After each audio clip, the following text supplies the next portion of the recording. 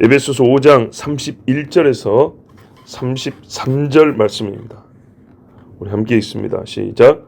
그러므로 사람이 부모를 떠나 그의 아내와 합하여 그 둘이 한 육체가 될지니 이 비밀이 크도다. 나는 그리스도와 교회에 대하여 말하노라. 그러나 너희도 각각 자기의 아내 사랑하기를 자신같이 하고 아내도 자기 남편을 존경하라. 아멘. 그러므로 이런 까닭에 앞에 뭐가 있습니까? 교회가 그리스도 예수의 몸, 살과 뼈 다 그랬습니다. 몸의 지체임이라. 이게 뭐냐면 교회는 그의 몸이니 그의 살이요 그의 뼈다. 이게 원문입니다. 살과 뼈를 빼고 몸을 말할 수 없죠. 몸이라는 말은 실제로 너무 추상적으로 생각할 수 있는데요. 절대로 그렇게 생각하지 말고 살뼈라고 구체적으로 그렇게 말해주고 있습니다. 그러므로 그렇기 때문에 여기 사람은요 남자를 얘기하는 겁니다. 참 번역을 왜 이렇게 했는지 모르겠어요. 뒤에는 아내인데 남자가 이래야죠. 남자가 어떻게 해요? 자기 아버지와 어머니를 떠나 아내와 결합할 것이니 그 둘이 한 육체가 되리라. 교회가 그리스도의 몸, 살과 뼈인 까닭에 그와 동일한 원리로 아내는 남편의 살과 뼈이므로 두 사람은 완전히 하나가 되어야 한다. 만약에 교회가 그리스도의 살과 뼈가 아니라면 그리스도와 교회도 하나가 아니죠. 그렇죠? 그리고 그렇기 때문에 남자는 아내와 한 몸이 될 필요가 없는 게 됩니다. 그러나 그러므로 그랬죠. 교회가 그리스도의 몸이기 때문에 남자도 그 아내와 완전히 하나가 된다. 동일 원리로. 자, 그런데 이게 있어요. 재밌는 게 있어요. 그럼 여자는 뭐 남자하고 하나 안 됩니까? 되죠. 근데 여기서 남자를 주도적인 위치에 있는 사람으로 말해놨어요. 여자도 시집 간다 그래요. 자기 집에서 나와요. 출가 외인이라고. 서양은 성씨도 바꿔요. 우리보다 더해. 그런데 왜 남자가 부모를 떠난다 그럴까요? 바로 그겁니다. 여자는 보여요. 떠나온 게. 남자는 아버지 집에 그대로 살아요. 대를 이어서 옛날엔 그렇게 살아왔어요. 그렇지만 집은 그 집에 살기 때문에 마치 여자만 온 것 같은데 그게 틀렸다는 얘기입니다. 그게 아니고 본래는 남자가 부모를 떠나는 정도, 떠나면서 아내와 합해야 된다는 얘기입니다. 이게 꼭 분가를 의미하는 게 아닙니다. 무슨 말이냐?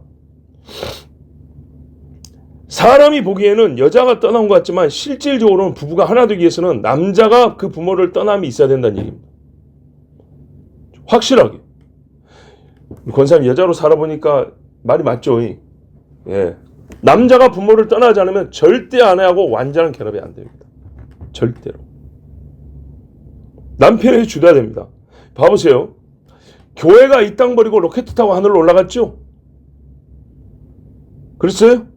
교회가 1년에 한 번씩 까마귀가 다리 놔주면 하늘로 막 올라가서 천국 갔다 예수님 만나고 오고 그러죠? 아니죠.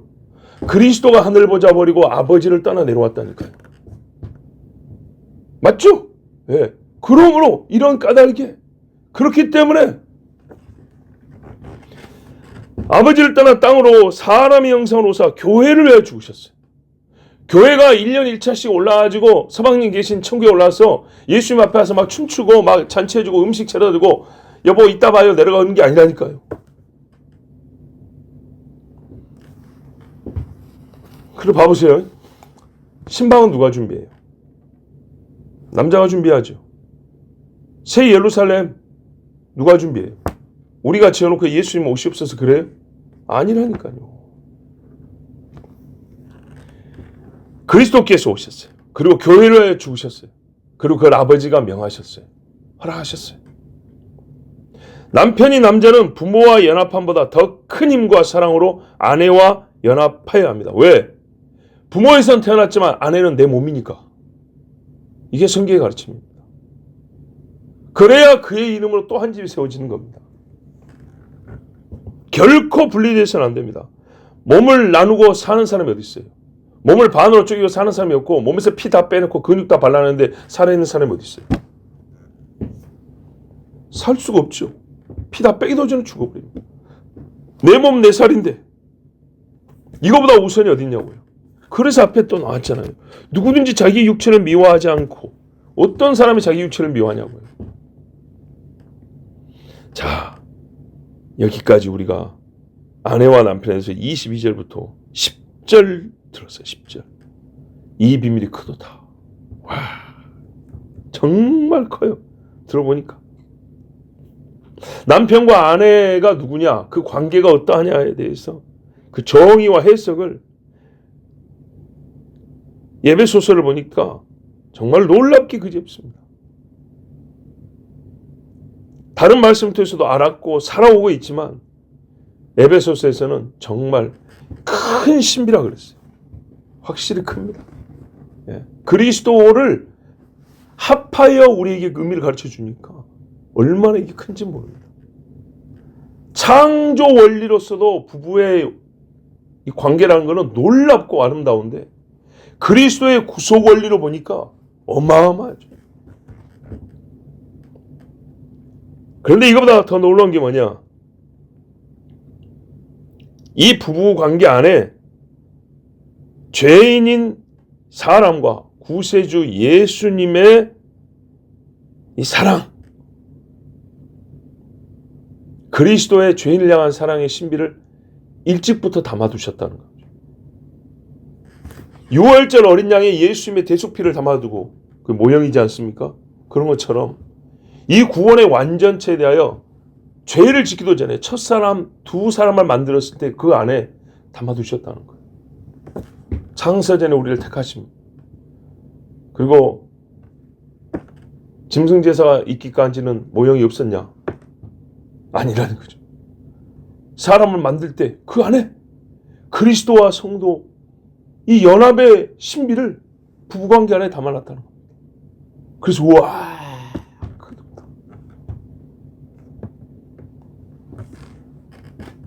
이 두 사람의 첫 창조, 결합은요, 장차 있을 교회와 그리스도와 교회의 연합의 신비의 모형이었어요.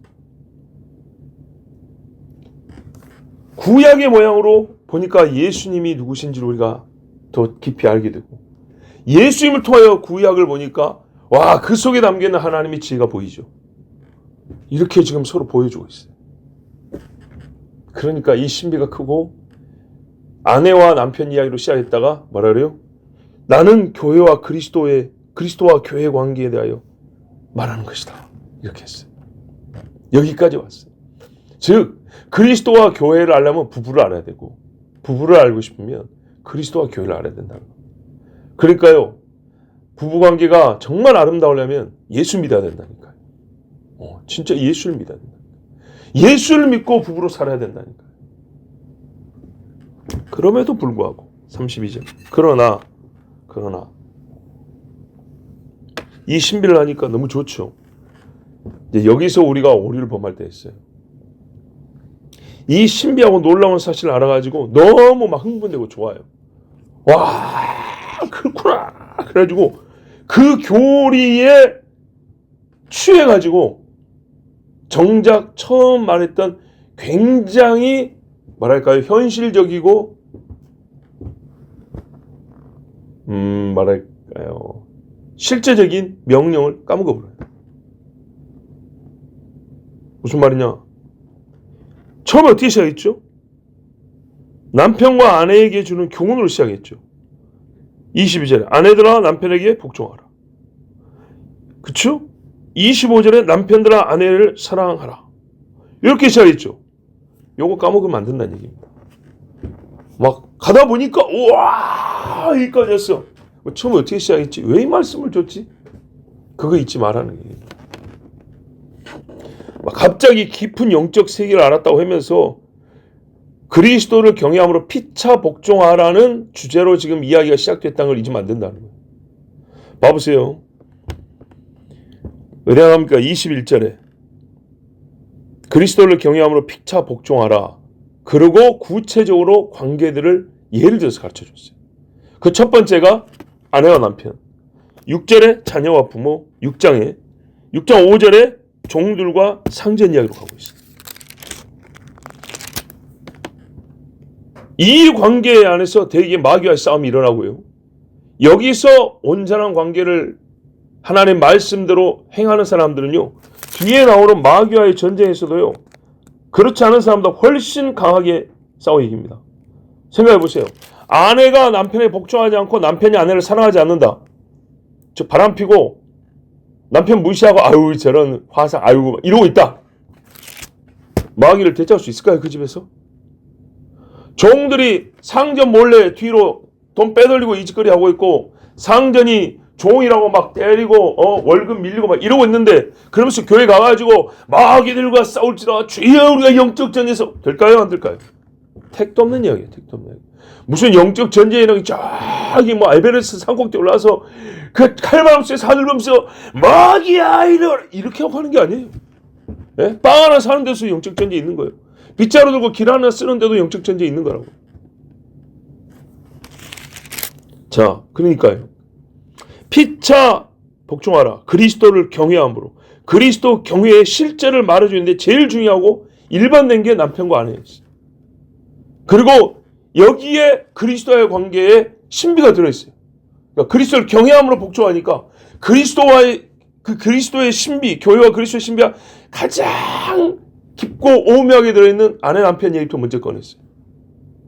그리고 실제로 아내 남편의 관계가 피차 복종함이 있어야 제일 중요한 관계 여기서부터요. 여기서 자식이 나오지 않습니까?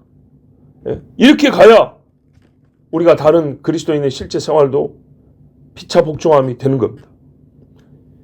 21절의 그리스도는 보세요. 왜 제가 이 주의를 주냐? 왜 33절에 갑자기 그러나 너희도 각자 자기 아내를 사랑하기를 자신같이 하고 아내도 자기 남편을 존경하라. 왜 맨 처음으로 다시 돌아와서 마무리를 하냐? 이 말씀 뜻 자체를 다시 설교할 필요는 없어요. 앞에 나온 말을 확인하고 지금 끝내고 있어요. 이미 한 말을 확인하고 있어요. 왜 이걸 확인시켜주냐? 지금 그걸 얘기하는 거예요. 왜 확인시켜주냐?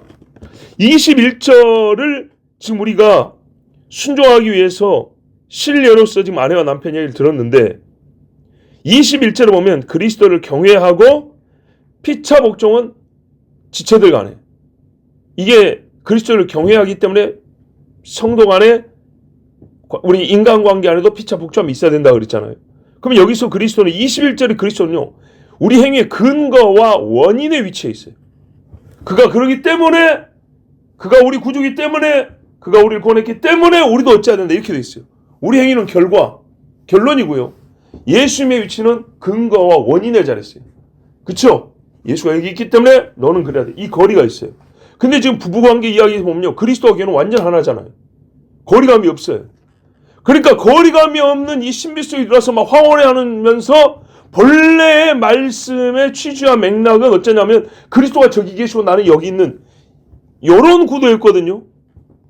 이렇게 보면 갑자기 그리스도가 멀어진 것 같고 더 비성경적인 거 아니라는 거예요.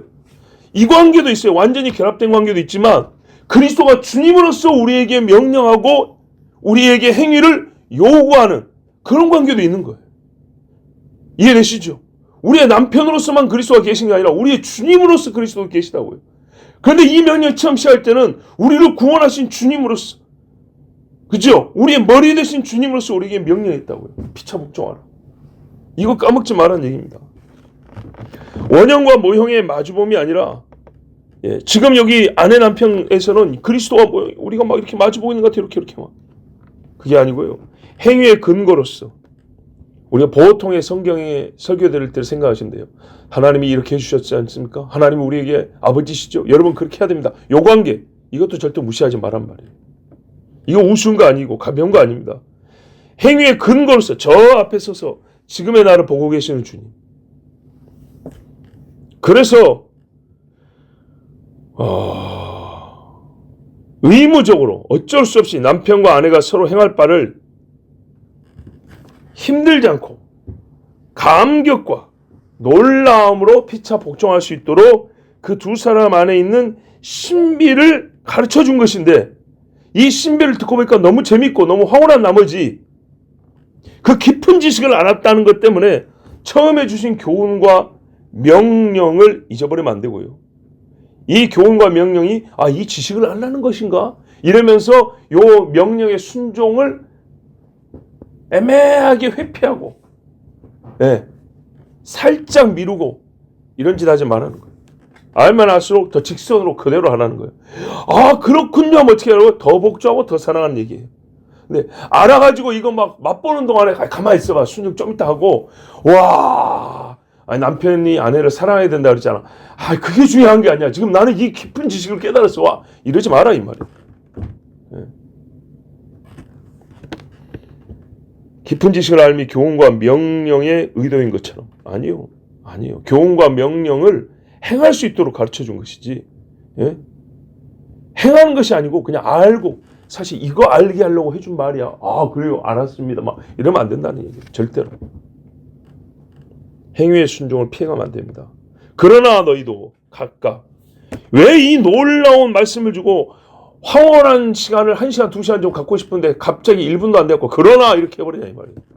그러나 맨 처음 얘기 굉장히 수준 떨어지게 각각 자기 아내의 사랑을 자신같이 하고 아내도 자기 남편을 주고 아까 그거 지금 몇 번 얘기했는데 그걸 지금 또 반복하고 있네. 그죠? 이거 잊지 말라고요. 성경 말씀에 수준 낮은 거란 건 없어요. 그런 건 없어요. 더 낮게 나중에 이런 건 없어요. 바울이 한 번 더 말했어요. 그래서 저도 한 번 더 말합니다. 요 33절 처음 말씀한 22절 25절 이 순종이 없다면 교회가 그리스도의 살이니 뼈니 그래서 그리스도와 교회는 하나니 교회를 위하여 자신을 그래서 주셨구나. 자기 몸이니까 아무 소용없는 거예요. 알아도 모르는 것이고 모르면서 아는 척한 것뿐이에요. 알면 어떻게 한다고요? 해야 된다니까요. 여러분 그리스도와 관계된 지식은 말입니다. 그리스도의 존재, 인격과 관계된 거잖아요. 그래서 이런 놀라운 말씀이 있어요. 어디 말씀인지 지금 주소가 떠오르지 않는데 뭐라 그러냐면 봐보세요. 그들이 영광의 주를 알았더라면 십자가에 못 박지 아니하였으리라. 알았더라면. 세상에서는 말입니다. 알고도 안 할 수 있는 일들이 많아요. 알고도. 근데 여러분 그리스도를 알고 십자가에 못 박을 수 있냐? 이게 저가 나사렛 목수 요셉의 아들이 아니야. 요거 이야기하는 게 아니에요. 그리스도라고요. 메시아라고요. 메시아라고 알고 엎드리지 않을 수 있냐 이 말이에요. 메시아라고 알지만 나는 알아도 십자가에 못 박을 거야. 이게 가능하냐 이 말이죠. 그럴 수 없는 겁니다. 이해되시죠? 예. 1222번 저거 우리 교회 가는 버스 알아. 근데 나 안 탈 거야. 그냥 걸어갈래. 이거 된다고요. 근데 나사렛 예수가 메시아 우리의 구원자라는 걸 아는데 그거는 그거고 무슨 봐야지 되냐 이 말이죠. 절대 안 돼요. 그리스도에 관한 지식은 세상 지식하고 달라요. 이 지식은 반드시 알면 행하게 돼 있어요. 모르면 안 하는 거예요. 그래서 성경에서는 그리스도에 관해서는 확실하고 항상 그렇게 말했어요. 알면 믿는다. 아는 건 행한다. 이게 하나다 이렇게 말하는 거예요. 자, 그러니까 이 말씀도 그래요. 내가 이 놀라운 신비를 알았어. 그런데 안 할 수도 있는 거지. 나중에 이건 모르는 거예요. 정말 그거는 모르는 거예요. 나의 죄를 대신 지고 십자가에 죽었다는 예수라는 걸 메시아라는 걸 아는데 어떻게 그거 못 박으시오 그 소리가 나오냐 이 말입니다. 아는데 이런 처음 들은 말씀을 순종함으로 우리는 마지막까지 바르게 들었다는 것을 증거하는 겁니다. 예, 처음에 남편들아 아내를 사랑하라. 아내들은 남편에게 복종하라. 이 말씀을 지키면 이 사람이 지금까지 하나님의 말씀 잘 들었구나. 그리스도와 교회의 신비에 대해서도 잘 깨달았구나. 이걸 아는 것이지. 그게 말이야. 이러 했는데 남편과 아내 사이에서는 막 눈을 흘기고 다닌다. 모르는 겁니다. 그건 모르는 거예요. 그런 것이야말로 바리새적 지식에 불과한 겁니다. 위선적인 지식이에요. 우리가 약할 수는 있지만 알았기 때문에 시작이 되잖아요. 이제는 시작되면 그 시작 전과 시작 후는 완전히 달라야 돼요. 저는 이제 바다 사람이니까 배를 예를 들면 차에 비해서 배는 표가 잘 납니다.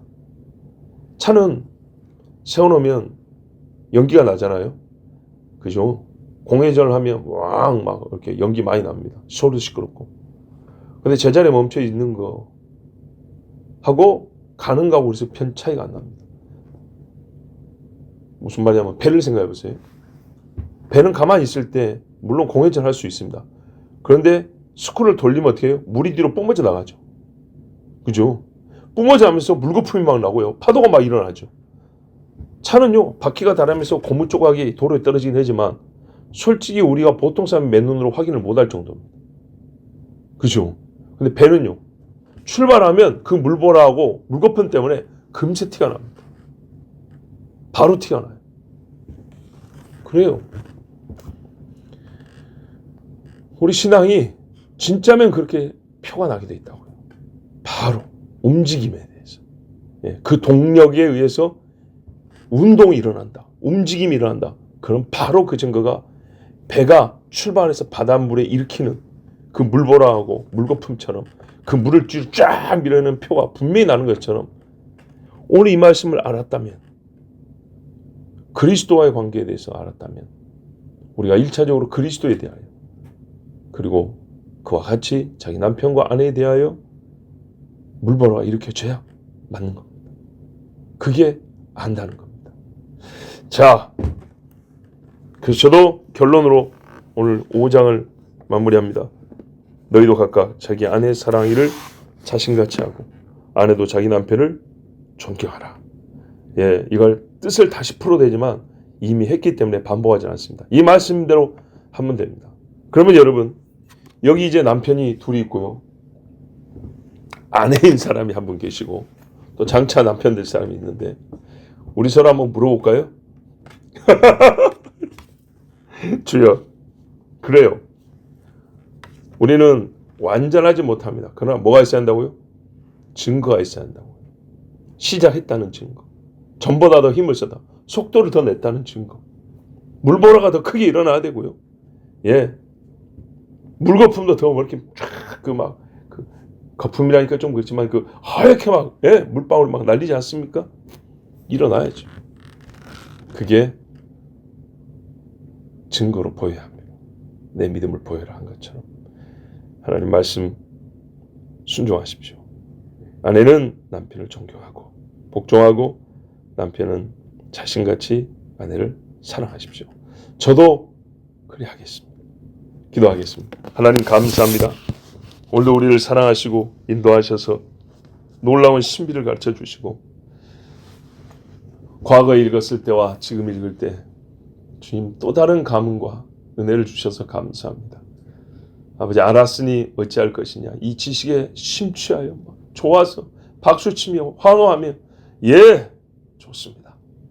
그리고 끝날 것이 아니오 실제로 아내 사랑이를 제 몸같이 남편에게 복종하기를 그리스도 예수님께 하듯이 꼭 우리 예수 믿는 자의 가정에 이 말씀이 실제가 되게 해주시옵소서.